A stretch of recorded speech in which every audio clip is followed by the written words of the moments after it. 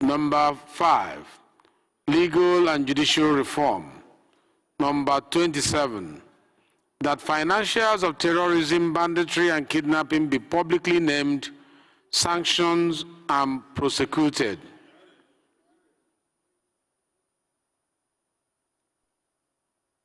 Carried.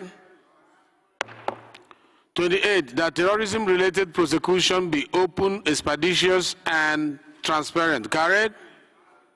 That the Special Court for Terrorism, Banditry, and Kidnapping be established. Carried. That penalties for arms trafficking and illegal possession of weapons be strengthened and strictly enforced. Carried.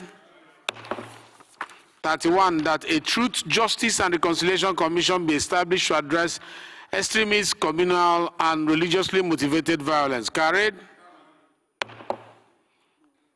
That a national drone UAS Operations and Oversight Act be enacted to regulate drones operation, protect civilians, and ensure compliance with global norms. Carried.